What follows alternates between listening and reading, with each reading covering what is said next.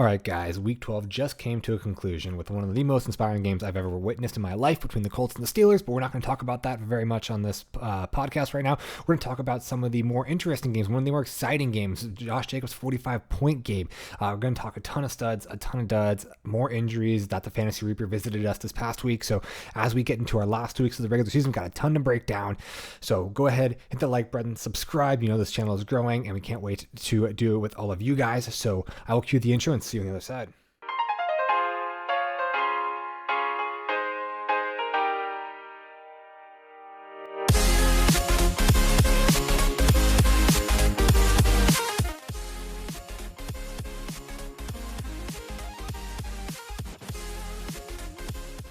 Welcome back into TwinTakes Fantasy Football, and I cannot believe the fantasy season is almost over. It feels like it has flown by. I feel like I just drafted my team the other week, but here it is. 2 more weeks left in the regular season. Things are wrapping up, trying to vie for positions in the playoff spots, figuring out if you're going to make it, if you're going to go for that first round bye, if your league has that and whatnot, and then obviously priming your team for good matchups to make it as far as you possibly can in the playoffs.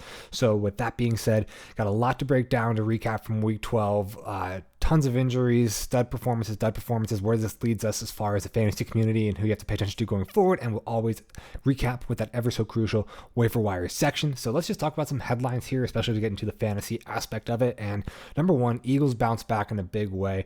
What a thrilling game that was on Sunday night between the Eagles and the Packers, coming down to one of the highest scoring affairs of of the weekend.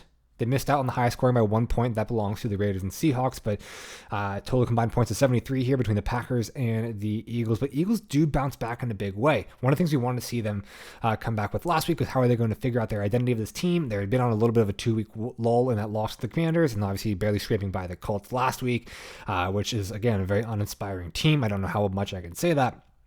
So we wanted to see if they could figure out their identity. And a lot of this identity of the Eagles was, listen, they have a dominant defense. Fletcher Cox is a mainstay. Brandon Graham, obviously decades-long Pro Bowler. But looking at this team more, like if you take a deep dive, this is a team or a defense that's really been put together very hastily by Howie Roseman. And he's done a great job, but it's not something a defense that has a ton of depth or a ton of chemistry together. I mean, we're looking at guys either signed or traded for in the offseason. We have Robert Quinn just a couple weeks ago. Linval Joseph and Ndamukong Suh have just been signed off the streets in the past 2 weeks. Hassan Reddick was a trade. Kazir White was an offseason signing. They traded for C.J. Gardner-Johnson, and also they just signed Darius Slay after he's cut from the Giants. That's 7 players right there that I just counted off, not to mention 3 pretty big mainstays that they signed with Jordan Davis, Nakobe Dean, and obviously we have Reed Blankenship, the hero safety that came in and played for CGJ after he went down to injury on Sunday night. So that's 10 out of 11 guys that are on this rotation. I mean, we have 11 starters, but you typically see 20-ish guys come into rotation. That's about half these guys that are brand new to the system. So again, as we take a deep dive into the Eagles defense, it's not one that, they're going to do enough to get the job done. They're going to do enough not to lose them games, but the defense is not like the Cowboys defense. It's not like the Broncos defense. The defense will not win you games. They will just do enough to not lose you games. And we found out that they're going to bounce back through their offense. The defense won't lose them a game, but they still have to put up points to win the game. And we saw them reestablish the run game. We saw them get a ton of pass catching weapons involved. AJ Brown looked back in a big way. So this is obviously fantastic for fantasy because, again, we want one of these high-powered teams, these teams that are at the top of the NFL, to be offensive juggernauts. We don't want them to be slowing the game down, really controlling it on defense, which is not something the Eagles will do. They'll have to continue to put up points if they want to remain competitive, continue to run the ball effectively with both Jalen Hurts, Miles Sanders, and Kenneth Gainwell, and obviously add that other dimension through the passing game, through Devonta Smith and AJ Brown.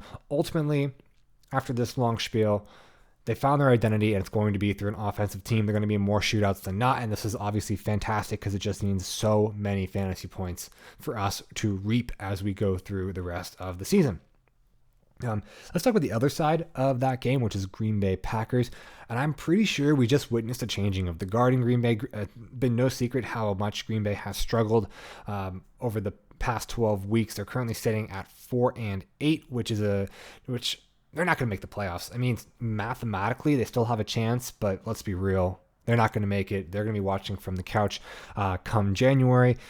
And we saw Aaron Rodgers, he's been dealing with that thumb injury, took a brutal hit. I think he has some fractured ribs or maybe some cartilage, same thing that Justin Herbert had been dealing with, which again, super, super painful. I'm very impressed that Aaron Rodgers was able to stay in and make some of those flip throws. You could see that they were designing short throws, little bubble screens to A.J. Dillon, to Aaron Jones, really to get them involved in the play and not too much, put too much stress on Rodgers, but ultimately came that he was too injured to push on. And we saw Jordan Love enter the game. And Jordan Love looked good. I know it was a very tiny sample size, but man, he could sling the rock. That touchdown, obviously, Christian Watson did a ton of work on that 63-yard touchdown, but can't be discredited that Jordan Love put him in a position to get all of those yards after the catch and make the catch on the run without slowing down. That's a very veteran pass right there. With this current state of the Packers, I could really see them shutting down Aaron Rodgers for the rest of the season. Obviously, you don't want him playing with a broken thumb and broken ribs. He's going to be super ineffective. They're not going to make the playoffs. It's do or die time with Jordan Love. You have 5 games left. Throw him out there. See what he can do. See if he's going to be the future. I mean, you have this 5th-year option coming up, and I think this might be a very similar thing. What happened with Brett Favre when Aaron Rodgers came in and they said, "Listen, Brett, I'm not going to do this song and dance. We don't, not the will they, won't he retire? I don't want to continue to debate what our future plans are. You can't hold us hostage with your retirement ceremony year in, year out." So maybe I know they gave him that huge contract, but they could probably trade him off to the Oakland Raiders. I'm sure Mark Davis is willing to overpay for Aaron Rodgers, but see what you got in the young gun. Like I said, if you don't really test out Jordan Love, you have to get rid of him this year because you can't pay him without having seen exactly what he's done, and he could go somewhere else and really flourish. And with the arm talent that I've seen with him, with his maturity that has grown over the past 3 years sitting behind Aaron Rodgers, I think he's not a great quarterback yet, but he's a capable quarterback and a decent quarterback and a guy that I really want to see lead an offense. So if I was Green Bay, I think that was the last snap Aaron Rodgers ever played in Lambeau wearing the green and gold. Let's talk about some other games I really wanted to do on this podcast or this episode. I really want to dive into like team analysis. So let's talk about teams stuck in the mid. And these are teams that they need a quarterback, but they are so good elsewhere that they're playing themselves out of the quarterback. And that's the Falcons and the Commanders. They're both playing above their pay grade. Falcons is a little bit more surprising than the Commanders. The Commanders have a really great offensive selection of weapons between B-Rob, Antonio Gibson, Dotson, Samuels, and Terry McLaurin. And then obviously on the defensive side, they haven't even had Chase, but again, they still have a ton of guys. Montez Sweat, Kendall Fuller, a guy that I really, really like. And they've just been, they've been playing themselves out. And clearly Taylor Heinicke is not the answer. They've tried to go away from him 2 years in a row between Alex Smith and Carson Wentz. Carson Wentz was not the answer either. That was a waste of a trade. He should not be starting. Again, continued to sustain the anti-Carson Wentz takes here on this channel. But they've played themselves out of that top 10, top 15 pick where they can't take a shot on definitely not on a CJ Stroud or definitely on a Bryce Young, but probably not even on a Will Levis. I don't think Will Levis escapes the top 10 picks just from the traits and talent upside you see from him and all the comparisons to Josh Allen. So, I mean, maybe you could look for maybe a Tanner McKee, Hendon Hooker as they come out to the end of the rounds. But these are teams that, again, they're doomed to mediocrity because they have good pieces. On the Falcons side, they have a Kyle Pitts, they have Drake London, they have Cordell Patterson, Tyler Algier, AJ Terrell on the other side. They have pieces in place that are really good that they've paid or that are still on the rookie contracts that are going to keep them from going into full tank mode. So we'll see what Ron Rivera and Arthur Smith do in order to get themselves kind of out of that mid-tier situation. Hopefully they can progress themselves and progress the offense and progress the teams this coming offseason. But, I mean, they may make the playoffs. They're currently both in a race for the 7th pick in the 7th spot in the NFC. But certainly at that point, there's no way they can really upgrade their quarterback position as of right now. It's going to be hard for them to really get out of that middle tier facet. Like, just look at the Colts and what they've been doing for the past 5 years since Luck retired. Number 4, I do want to talk about defenses targeting the playoffs. Like I said earlier, we do want to start targeting specific defenses, prep your team, look for guys in the waivers, start to look at your matchups, maybe start to look at defensive matchups and start putting people on your roster that you think you can spot start to, again, win playoffs. Again, these are not the regular season. You have to have guys put up incredible 20-point performances, and you have to have guys that go off and explode. So defenses that are allowing that to happen, going to be Las Vegas, the Cardinals, obviously, Browns, Texans for sure, especially for running backs, Bears, Falcons, even the Ravens. To the passing game, the Ravens have been very, very susceptible. We've talked about that on the last episode between the regression and the rookie struggles. Jaguars, absolutely. Seahawks are really, really susceptible on the ground game. The defense, I mean, despite Tariq Woolen playing at like an all-star caliber level, he hasn't been good. And then obviously the Packers, their run defense is just worse than a sieve. Letting anyone and everyone run on them. I mean, we saw in the game against the Eagles, they had to run for first down, and they knew the Eagles were going to run the ball with Miles Sanders, and they just power I, 4 yards, 3 yards, 10 yards, game over. Also, Chargers and Eagles are also ones you should target for the running back position. They both rank in the bottom 3 in fantasy points given up to the running back position, and ever since losing Jordan Davis, Eagles are giving up the most EPA per play to the running back position. Without Jordan Davis, we've seen a lot of running backs chunk a lot of plays. A.J. Dillon has his resurgence against the Eagles the other night. Aaron Jones put up a great game. Again, Eagles do well. On paper, looks like a great defense, a lot of great names, but in actuality, it takes a lot for the chemistry to mold. It's not a defense that's looking to win games, just not lose them games. And if you're going to chip away, you're going to keep running the ball and break them down slowly with the game of possession. That is a way to beat the Eagles. Got to mention here, Zach Wilson absolutely sucks. Mike White apparently was a better rookie quarterback that they drafted in 2021. I mean, we said the best thing that could happen to Garrett Wilson is someone else comes in at quarterback. I was thinking it was going to be Joe Flacco. It was Mike White. But look at what Garrett Wilson can do with a competent quarterback. Look at Elijah Moore putting up a good fantasy game. He had like 13 points on 2 receptions.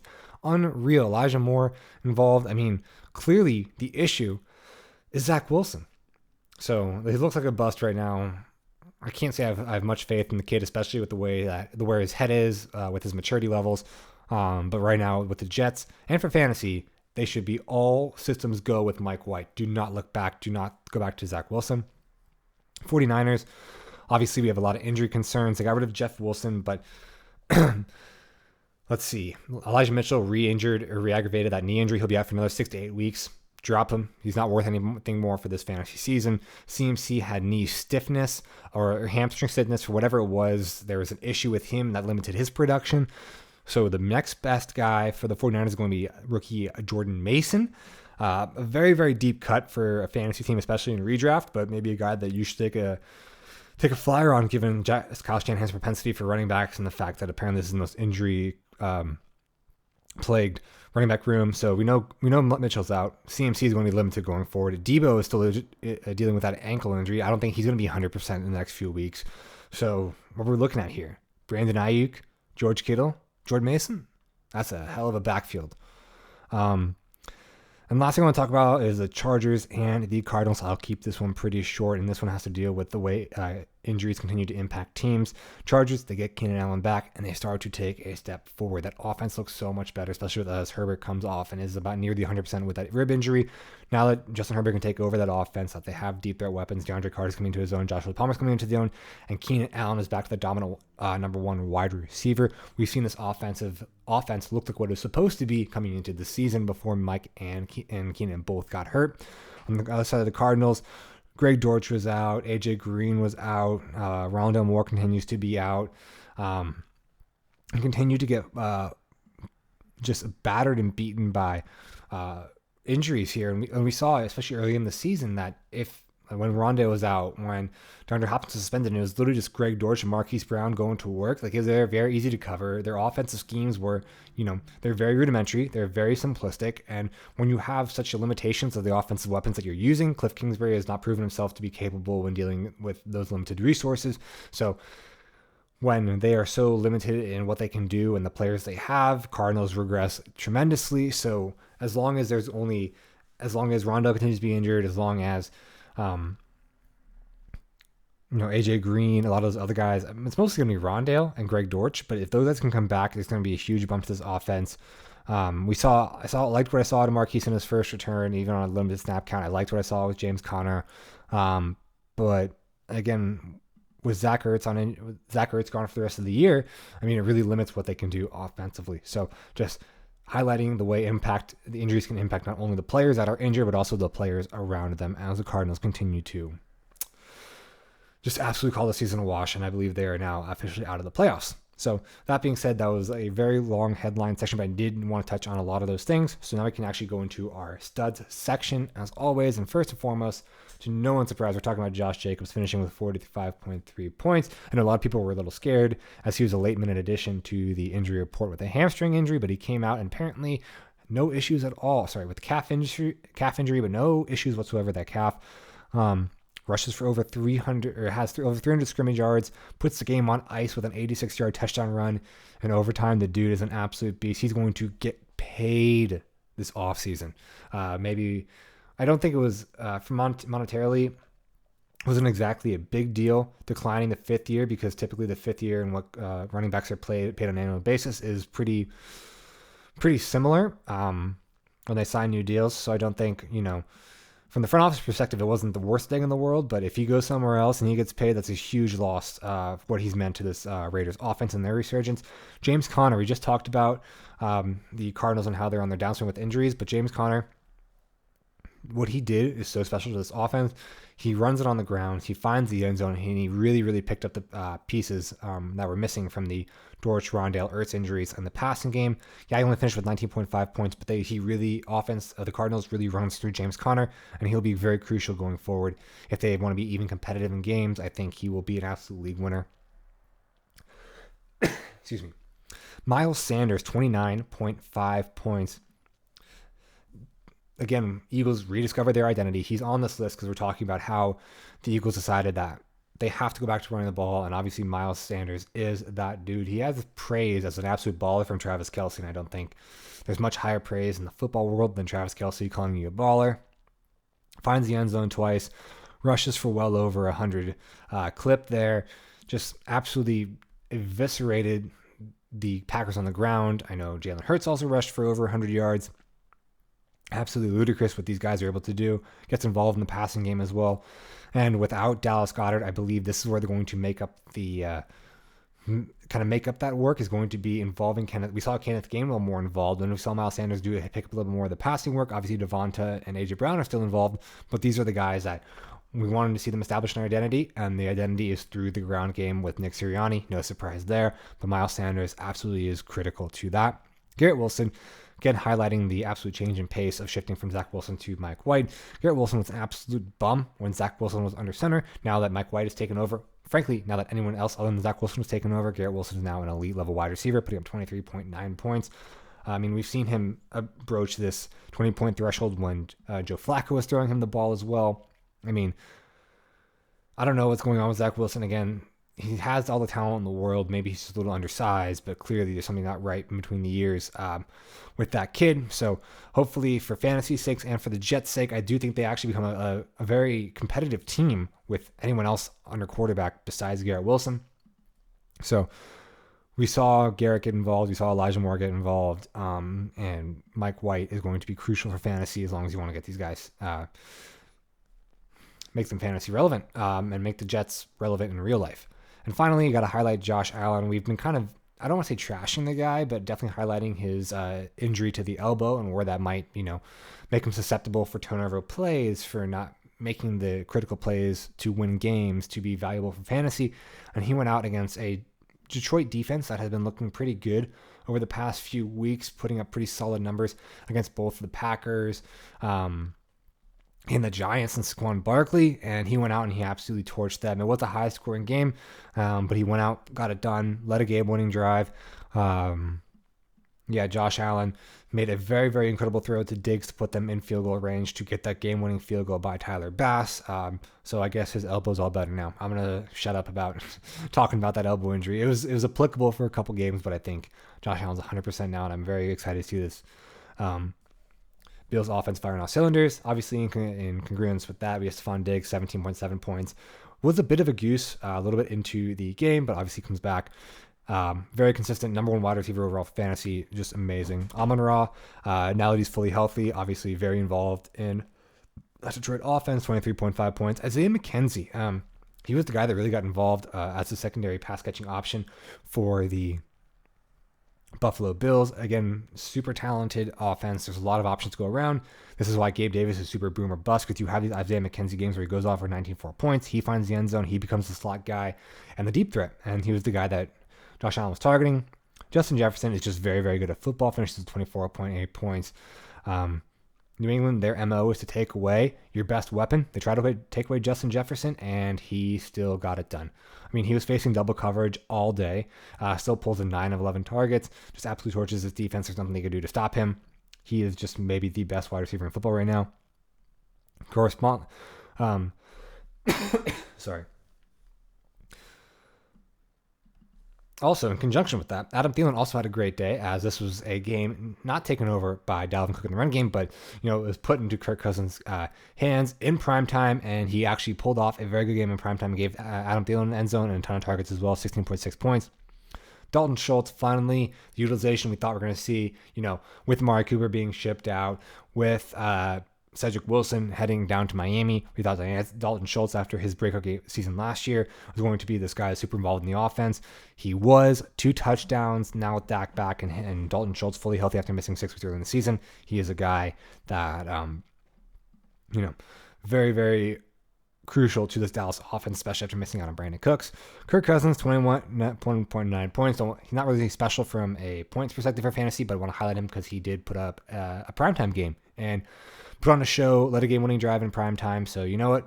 Maybe Kirk Cousins has battled and eviscerated his demons now. Nick Chubb, heart and soul of this Browns team, had basically won the game for them with that rush TD in overtime. 19.7 points is just so good. And definitely a steal where people got him in drafts. T. Higgins, Jamar Chase was still out. Yeah, no one expected him to play this soon after his hip injury, like a week after getting off of crutches. So T. Higgins obviously taking advantage of that 29th ranked Titans defense, putting up 20.4 points, finds the end zone. Trevor Lawrence had a really, really good game against the Ravens as well. This is what we wanted to see. Another game-winning drive from him. Confidence in his throws, really taking over the game. This is the guy that, it's taken a year and a half to develop, but this is the guy that won 101 pick in the NFL, 24 points. Mike White also got 24 points. He was a 4th round pick. He was not the 2nd overall pick, even though based on these results, he should have been the 2nd overall pick instead of Zach Wilson in the 2021 draft. But again, a very, very talented Jets team with a ton of weapons between Michael Carter, Ty Johnson, Zonovan Knight even, Elijah Moore, Garrett Wilson, Tyler Conklin, just a ton of weapons all around him. And if you take advantage of it and you're smart and you do, like Robert Saleh said in the press conference, make the easy things look easy. And Mike White makes the easy things look easy. He doesn't try to outplay himself. He doesn't try to overthink things. He does what he's supposed to do. He plays within his means.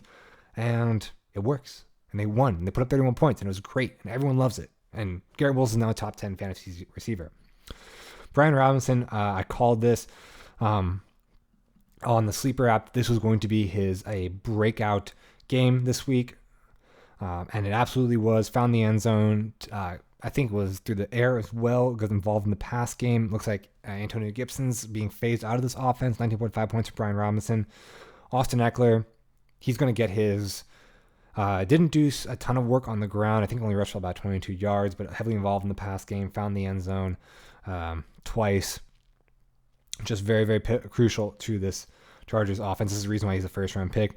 Justin Herbert, 28.8 points. Have to highlight him here with coming back from that ribs injury. Isaiah Pacheco. This is the Isaiah Pacheco game. We'll see how long he lasts here with them signing Melvin Gordon. But Clyde Edwards-Helaire is definitely out. Isaiah Pacheco, over 100 yards, 15.1 points. Very, very good. Rashad White, also another rookie you have to highlight here, 15.4 points. With Leonard Fournette out, he got the bulk of the groundwork. And even in the losing effort to the Cleveland Browns, Rashad White was their bright spark and was their first 100-yard rusher in a very, very, very long time. Chris Godwin, however, he was the wide receiver of this matchup, not Mike Evans. He put up 23 points in that pretty pathetic win. Samaje Perine, 17.3 points. Yeah. Joe Mixon was out. Samaje Perine stepped right in, picked up where he left off, found the end zone. So hopefully this offensive line is coming together as a cohesive unit, really putting up opportunities for the running back position. And Joe Burrow will heavily utilize whoever's catching passes out of the backfield. They'll be heavily utilized in the pass game, Samaje Perine or Joe Mixon. So it just gives you confidence in playing them, even against a really stout run defense. DJ Moore, a guy that I was very down on this week, comes in over 100 yards against Patrick Surtain, absolutely cooks the dude, finds the end zone, 18.3 points. Jermichael Hasty gets 18 points. Travis Etienne, obviously injured early, out of the game. Apparently not super serious. They just didn't want to risk it. Jermichael Hasty comes in, takes advantage of all the snaps that Travis Etienne was going to get, 18 points. We'll see if he becomes relevant and how lingering this injury is for Travis Etienne. Zay Jones was the guy from the Jags who got it done through the air, 22 points, as Christian Kirk was injured and missed a bunch of the game. Jalen Hurts, obviously, didn't throw for over 200 yards, but when he runs for 153 yards, I believe it was 153 yards, yeah, he'll have a great game. Most running backs won't even hit 153 yards, so when your quarterback's doing that on top of throwing for touchdowns, yeah, he's going to end up with about a 30-point game. Aaron Jones, again, was a must start in everyone's roster. We know how susceptible these Eagles are to the run game, especially with Jordan Davis out. So Aaron Jones got in, and A.J. Dillon was also, he was a good play. However, I would be very impressed if you actually played him with his performance over the past 11 weeks.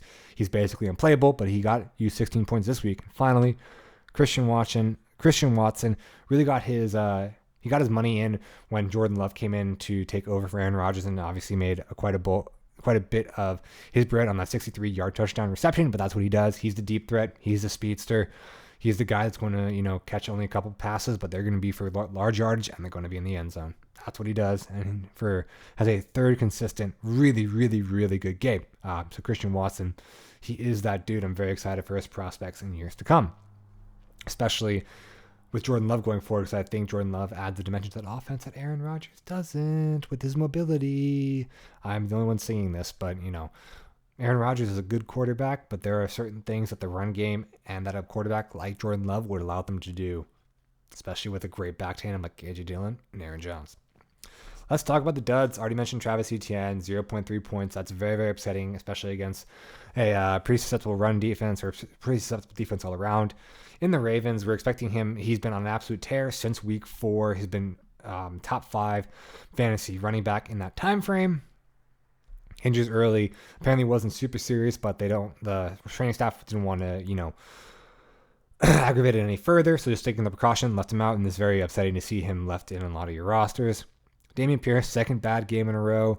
Kyle Allen came in, and this offense looks absolutely putrid. They couldn't get anything going until Miami pulled their starters on defense. They sat Tua. They pulled a bunch of guys. They pulled Tyreek with a mild injury concern, and then they pulled a lot of defensive players, and then it just ended up with Dameon Pierce still going for 3.1 yards. Not really sure what happened there, but not the same game script that it was with Davis Mills. So this kind of gives me a lot of concern with Dameon Pierce going forward, especially as he has a very, very, very rough playoff schedule, and Kyle Allen's not going to be dumping the ball off to him, and they're not going to call run plays for him. Not great. Deebo Samuel finishes with 5.8 points. Again, we talked about defenses that don't lose. This is the defense in the 49ers that can win you games, and they certainly relied on it, especially when your quarterback is Jimmy Garoppolo and has the tendency to turn the ball over. And we saw him not really, he didn't really do anything for any fantasy asset this week, really. CMC was pretty bad. He only had 6.9 points. George Kittle was kind of a disappointment at 4.1 points. Elijah Mitchell was injured. He left the field. Deebo had 5.8 points, but they just didn't really need to do anything in order to win this game because their defense was cooking. But then again, yes, I know Elijah Mitchell's gone, but it's still Brandon Ayuk, CMC, Deebo, George Kittle, like a lot of these guys that, there's a lot of mouths to feed. And if they're going to utilize Kyle Juszczyk, if they're going to use some of their other backs and some of their, some of these clever schemes that Kyle Shanahan does, it just kind of limits the upside when you have so many talented players in one single backfield. Alvin Kamara, 4.4 fantasy points. Obviously, didn't rush for a whole lot. This is against the 49ers defense. He had that fumble on the goal line, which is devastating because his day kind of changes if you get that touchdown.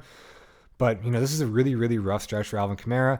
He's still very talented, but with Michael Thomas out with Andy Dalton being the quarterback. It seems like Dennis Allen's his play calling is very rudimentary. A lot of the onus is falling on Alvin Kamara's back, and he is not strong enough to carry the entire offense in and of itself. He's a great piece, but no one should be a guy that carries the offense on their back. No one can be a guy that carries the entire offense on their back, and I think that is what they're expecting Alvin Kamara to do. Not even Derrick Henry can carry the entire Tennessee offense on his back. You have to have some sort of passing game. You have to have some sort of involvement and some competency at quarterback. But with Alvin Kamara, he's, again, expected to do everything. It's just a season for the Saints that has not gone the way they expected it to. They're not going to make the playoffs. They have a lot of soul searching to do in the offseason and maybe they do trade Sean Payton in order to get a first-round pick back because they gave their first-round pick to the Eagles. And finally, we're going to highlight Allen Lazard here. 3.4 points. Changing of the guard comes with the changing of the wide receiver one. People thought Allen Lazard was going to be the wide receiver one, but as Aaron Rodgers' season has gone to the toilet, and he is probably not going to take another snap up in Lambeau. Looks like Christian Watson has ascended into that wide receiver run role. He's very comfortable in that role. Allen Lazard just hasn't found that production all year. He is part of that changing of the guard in Green Bay, as there looks to be a new quarterback and a new wide receiver one up there in Lambeau. Some honorable mentions, talked about Dalvin Cook. He was kind of the odd man out in that incredible performance up in Minnesota against the New England Patriots. He wasn't really involved, but when you have Justin Jefferson, you're going to have to take a backseat to him. Gabe Davis, boom or bust prospect when it comes to the Bills. Obviously, Josh Allen was looking at Isaiah McKenzie. He was the guy that was working really, really well out of the slot against the Detroit Lions. And Gabe Davis he was locked up. Jeff Okuda's been playing really, really, really well, and kind of locked up Gabe Davis. Michael Carter, again, a guy that I was really excited for, great opportunity against the defense that he played this past week, but he leaves early with an ankle injury. We'll see how, I think it was like a knee sprain. Hopefully that sprain is mild. Hopefully he comes back sooner because very, very interesting with the Jets having one of the best playoff schedules for running backs. So Michael Carter there as the main back is going to be absolute fantasy goldmine for the playoffs. So hopefully this injury isn't too serious. Tyler Boyd, we had a great matchup against the Titans, but again, was very jaded over him for the past 2 weeks. So I avoided playing him well this week, and it seems just like Joe Burrow's not looking his way. Samaje Perine is getting it done on the ground. Joe Mixon, when he's in and not in concussion protocol, is also getting it done on the ground. Seems like they haven't really had that need to turn to that secondary wide receiver. T. Higgins is obviously very, very, very good. So Tyler Boyd finished another disappointing game. Mike Evans, 4.1 points. It was a very disappointing performance all around for the Tampa Bay Buccaneers. But Christian Godwin, this is just a Godwin game where he took over, and he was the guy that got heavily peppered with targets. Christian Kirk, 6.1 points. Unfortunate. But again, he was injured, left the game for most of the time, didn't come back in, still had a few catches, was still productive. But again, seems to just be unable to not stay, to avoid getting banged up, and didn't look good when he came back from the injury. So maybe monitor over this week as the injury reports come out. George Kittle, 4.1 points, talked about the inconsistencies with the 49ers and Jimmy Garoppolo, and especially when he's under pressure by someone like Cameron Hayward. Sorry, not Cameron Hayward, Cam Jordan. That's the one who plays for the Saints, not the Steelers. Cam Jordan, obviously, Jimmy G's performance goes way, way down. George Kittle, 4.1 points. CMC, 6.9 points. Darnell Mooney, looks like his season is over. He left with a pretty bad injury. Couldn't put any weight on it. I think he, as of today, has gotten surgery, and he will be out for the rest of the year. Not that he was really doing much, especially if Justin Fields is going to be out for a while with that separated shoulder. But it is a little concerning for Justin Fields when he comes back and doesn't have his best pass-catching weapon in Darnell Mooney. Antonio Gibson, the matchup was there for him to go to explode for a ton of fantasy points. Just didn't generally get a lot of points scored. I mean, Terry McLaurin wasn't that good. Jahan Dotson, Curtis Samuel are also kind of busts as well against the Falcons defense. I've been giving up a ton of points. Taylor Heineke just looks a little bit uncomfortable in the pocket. Antonio Gibson also looks like he's being phased out in favor of Brian Robinson. Ron Rivera has been stated he's going to go with the hot hand, and obviously Ryan Robinson had the hot hand. Tyler Higbee is 0 points, absolute goose. Just get rid of it. Put the Rams on an ice floe. Get rid of them. We're done. Allen Robinson's done. He's season-ending knee surgery. Matt Stafford's probably out for the rest of the season. It's Bryce Perkins. Don't touch him. Don't even think about it. I know you think you can't make it. Don't think. Nope. The rookie Kyron Williams. Nope. Don't think about it. Don't touch the Rams. All right, that's going to wrap up our honorable mentions of the duds. Thankfully, not too many duds, so got to jump into our waiver wires. And a guy that we talked about a ton here, Isaiah McKenzie. He's had 3 really good weeks in a row, continuing to be amazing from the slot. I know they had drafted Khalil Shakir to kind of take over this spot, but it looks like even after the bye week, Isaiah McKenzie is their guy. He looks to be very explosive. So Isaiah McKenzie, a guy that if you need a flex wide receiver or a deeper wide receiver, he's a guy that in positive matchups, especially against a team that lacks strong safeties in the slot, Isaiah McKenzie will absolutely go to work. Also, I said I wasn't talking about Josh Allen's elbow injury, but the slot is more of that safety blanket kind of role where tight ends work out of the slot, and those slot receivers typically run shorter routes. With the elbow injury, he's gonna not want to throw as far down the field. Obviously, that's detrimental to Gabe Davis, beneficial for Isaiah McKenzie. All right, I'm done. I'm done. I'm talking about it. No more about Josh Allen's injury. That's the last thing I'm going to say. Hunter Henry, again, we've been fighting with tight ends all year. There's one good tight end, that's Travis Kelce. We have no idea. What the heck? I'm going to censor that. We have no idea what to do with the rest of these tight ends. Hunter Henry is a guy that I think with Jacoby Myers going down to injury and leaving for most of the game, he becomes a primary pass catcher. I don't think there's a guy that's also going to step up. Devontae Parker, Tyquan Thornton have had, their moments, but I don't think they're consistent enough. Hunter Henry is a guy that consistently finds himself in the end zone. He should have had 2 touchdowns, and I think he's going to be that good safety blanket. Tight ends are a great safety blanket for young QBs. Definitely a guy that I would be interested. If I was struggling with a tight end, I would be picking him up. Number 3, very obvious one here, JaMychal Hasty. You have to pick him up in case that knee injury to Travis Etienne is very serious. Obviously, he's coming off of, I believe, the Achilles, not the Achilles. What did he have last year? Whatever the season injury he had last year. Travis Etienne's a little bit injury prone. JaMychal Hasty came in relief. Travis Etienne played really, really well. This is an offense for the Jaguars that is on the upswing. Trevor Lawrence looks to have it figured out. Doug Peterson is an actual NFL coach, unlike Urban Meyer, and is competent. JaMychal Hasty, if he's going to be the lead back in Jacksonville, there is value in that position, and he will be the guy that, pick him off waivers and hold him just in case. Zay Jones, if the injuries continue to persist with Christian Kirk, Zay Jones is a guy that he's found himself just absolutely peppered with targets, averaging nearly 10 targets a game, which is unreal.